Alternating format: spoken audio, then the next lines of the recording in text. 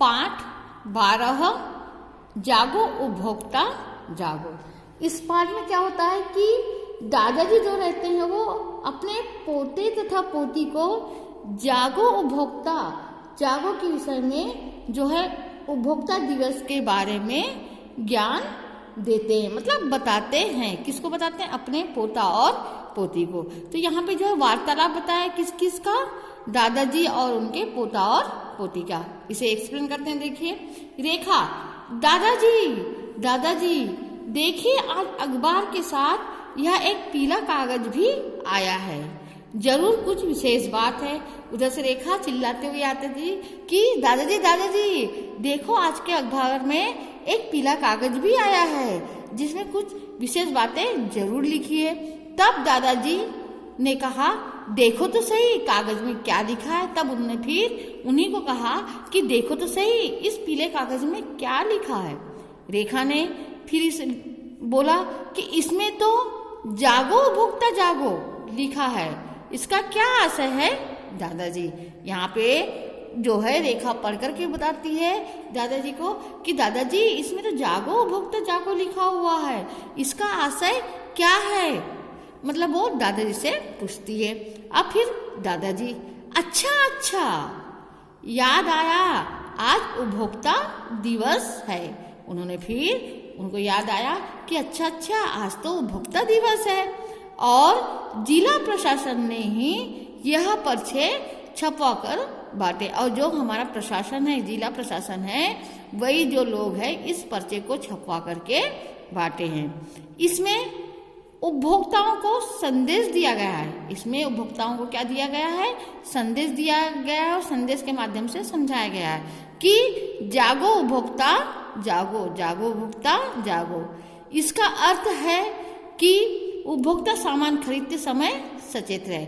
इन्होंने यही बताया कि जागो उपभोक्ता जागो, इसका जो है अर्थ क्या होता है कि जब भी कोई भी व्यक्ति सामान लेता है तो सामान लेते समय कैसे रहना चाहिए? उन्हें सचेत, मतलब सावधान रहकर ही सामान लेना चाहिए। फिर है, और सामान लेते समय हमें क्या करना चाहिए?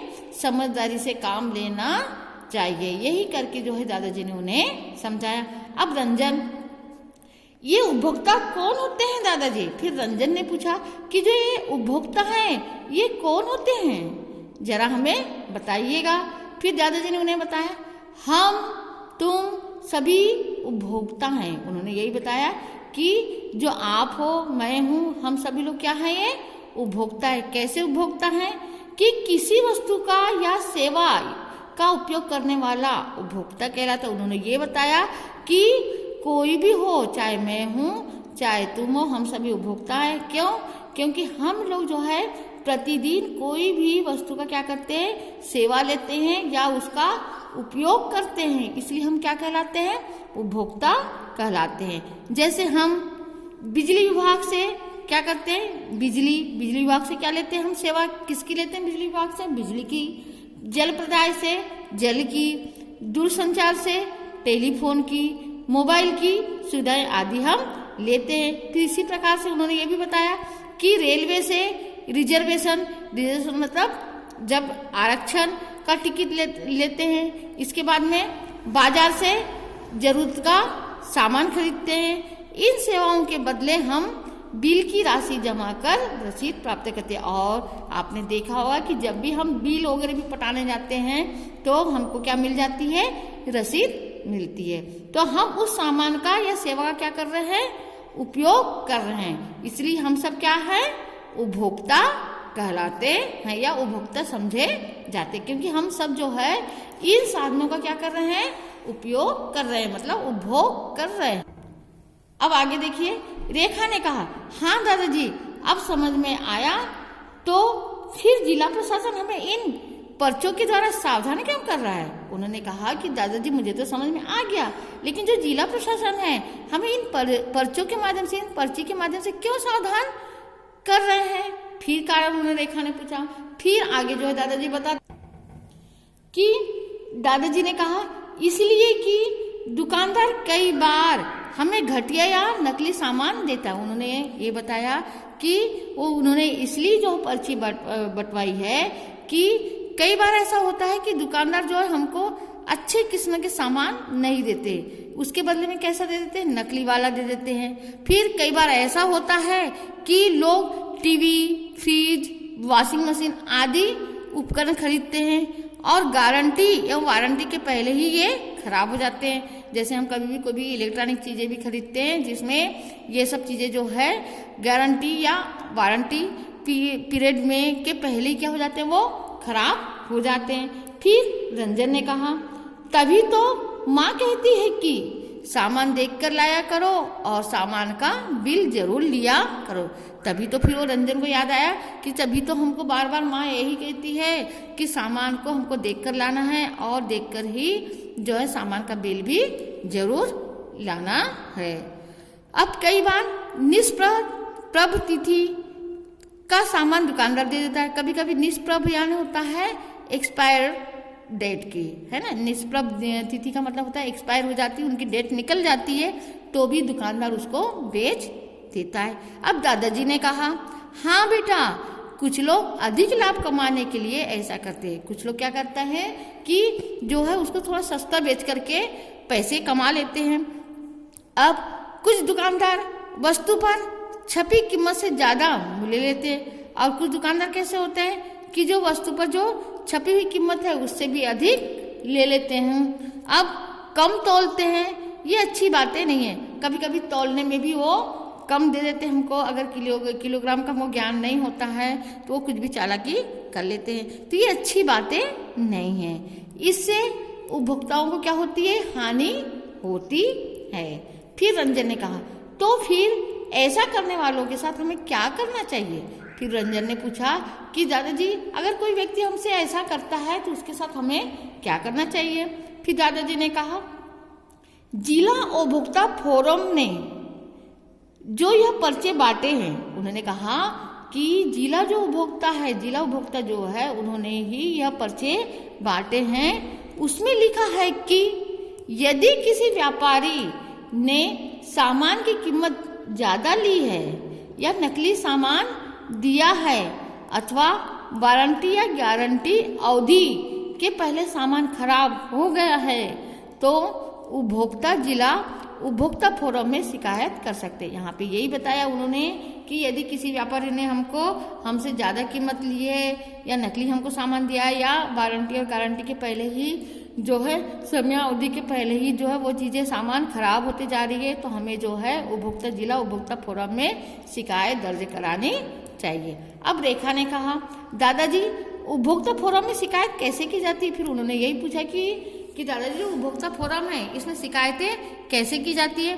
फिर दादाजी ने कहा, शिकायत एक सादे कागज पर की जाती है। जो शिकायत है किसी भी सब्जेक्ट की वो एक सादे कागज पर की जाती है जिसमें खरीदी हुई वस्तु का बिल, वस्तु की खराब आदि की जानकारी के साथ उपभोक्ता के हस्ताक्षर भी होते हैं। उसमें जो है किसकी हस्ताक्षर होते हैं, जो खरीदने वाला है उसके भी हस्ताक्षर होते हैं। अब प्रशासन ने इसके लिए आवेदन पत्र का एक प्रारूप बना दिया। उन्होंने कहा कि प्रशासन ने जो है इसका एक प्रारूप बनाया है। क्या बनाया है, एक आवेदन का एक प्रारूप बना दिया है।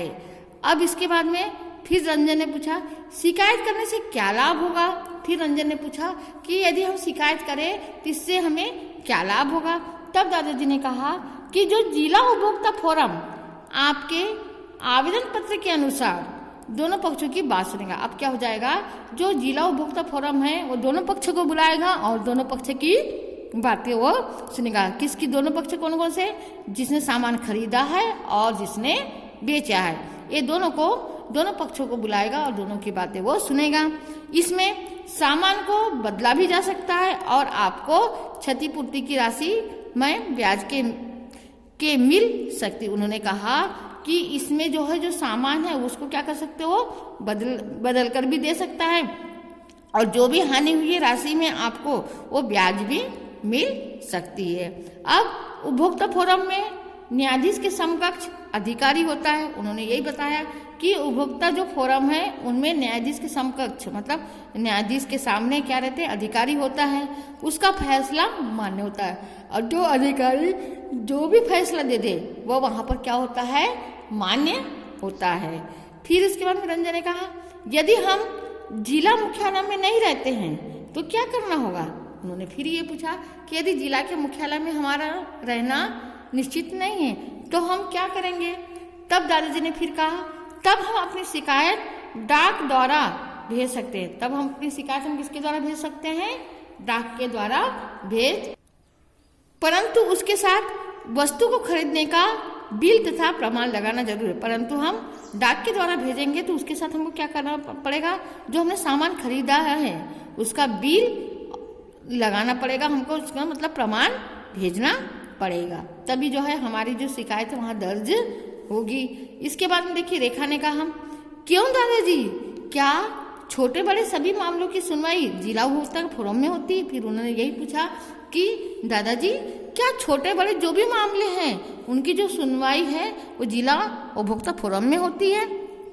तब दादाजी ने उन्हें फिर बताया कि तुमने ठीक प्रश्न किया बेटी, आजकल लाखों करोड़ों का लेन देन होता है। आजकल लाखों करोड़ों का क्या होता है, लेन देन होता है। इसलिए प्रशासन ने नियम बनाया है। क्या नियम बनाया है कि 20 लाख रुपए तक के मामले, कितने लाख तक के, 20 लाख रुपए तक के मामले जो है जिला उपभोक्ता फोरम में सुने जाएंगे। कितने लाख तक के, 20 लाख तक के मामले जो रहते हैं वो कहाँ तक के सुने जाते हैं, उपभोक्ता फोरम में सुने जाते हैं। और 20 लाख रुपए से 1 करोड़ रुपए तक के प्रकरण किसको दिया जाएगा, वो राज्य उपभोक्ता आयोग में सुने जाएंगे। किसमें, राज्य उपभोक्ता आयोग में सुने जाएगा। जिला में कहाँ तक के हो जाएगा, 20 लाख तक के, लेकिन जहाँ 1 करोड़ से ऊपर हो जाती है तो वो राज्य उपभोक्ता आयोग में सुनी जाती है। अब रंजन ने कहा, दादाजी आपने हमें बहुत अच्छी और उपयोगी जानकारी दी है, क्या हम जिला उपभोक्ता फोरम में जाकर कुछ और जानकारी प्राप्त कर सकते हैं। तब रंजन ने कहा कि दादाजी आपने तो हमें बहुत अच्छी उपयोगी हुई जानकारी दी है, लेकिन हमें और अन्य जानकारियाँ लेनी है, तो क्या हम जो है जिला उपभोक्ता फोरम में जाकर के कुछ जानकारी ले सकते हैं। उसके बाद में देखिए दादाजी ने क्या कहा उन्हें, क्यों नहीं, आज बाजार का विस्तार हो रहा है। आज किसका विस्तार हो रहा है, आज बाजार का विस्तार हो रहा है और जनसंख्या वृद्धि के साथ उपभोक्ता वस्तुओं की संख्याएं बढ़ रही। उन्होंने कहा कि आज जो बाजार है बहुत बड़े पैमाने पर हो रहा है। क्यों, क्योंकि जो है दिन प्रतिदिन जो है जनसंख्या वृद्धि हो रही है, जिसके कारण जो है उपभोक्ता वस्तुओं की भी क्या बढ़ती जा रही है, नित्य प्रतिदिन संख्याएं बढ़ती जा रही है। प्रसन्नता की बात यह है कि आज उपभोक्ता फोरम के निर्णयों से अनेक उपभोक्ताओं को क्षतिपूर्ति मिली है, बदले में नई वस्तुएं भी मिली है। अब आवश्यकता है कि हम अपने परिवार के सदस्यों और आसपास के उपभोक्ताओं को जागरूक करते रहे। इन्होंने यही बताया कि हमको इस बात की प्रसन्नता है कि आज जो है उपभोक्ता फोरम के निर्णयों के कारण जो है अनेक उपभोक्ताओं को क्षतिपूर्ति, जो भी हानियां हुई थी वो उनको प्राप्त हो चुकी है और बदले में उनको वस्तुएं भी मिल गई। जो उनकी वस्तुएं खराब हो गई थी उनके बदले में उनको वस्तुएं भी मिल गई है। अब इसके बाद में उन्होंने कहा कि अब हमको अधिक से अधिक लोगों को क्या करना है, जागरूक करते रहना है। इसलिए इस पर्चे पर लिखा है कि जागो उपभोक्ता जागो। इसलिए जो है इस पर्चे पर लिखा हुआ है कि जागो उपभोक्ता जागो। अब एक अंतिम बात जो मैं कहना चाहता हूँ वह यह है कि सरकार द्वारा प्रमाणित ISI या एक मार्ग अंकित वस्तु को ही खरीदें। उन्होंने ये बताया फिर और एक बातें जानकारी के लिए कि जो सरकार द्वारा प्रमाणित ISI या एक मार्ग में जो अंकित वस्तुएं रहते हैं उन्हीं को हमको उस वस्तुओं को खरीदना चाहिए।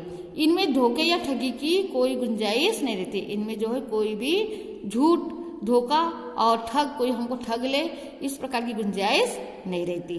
फिर रंजन ने कहा, दादाजी आपने आज उपभोक्ता दिवस के दिन हमें बहुत सारी जानकारी दी।